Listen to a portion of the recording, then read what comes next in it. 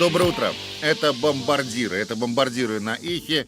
И я должен сказать под звуки этой татарской песни, что на этой неделе меня охватил буквально трепет и ужас, потому что я, честно говоря, я с напряжением наблюдаю за тем, сколько именно русских слов оказывается татарскими.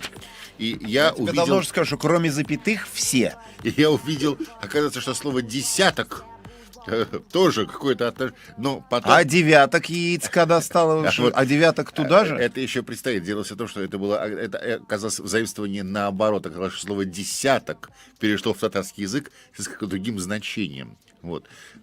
Кстати, если хочешь знать, яйца по-татарски будут «емырки». Поэтому я тоже это вот запомнил.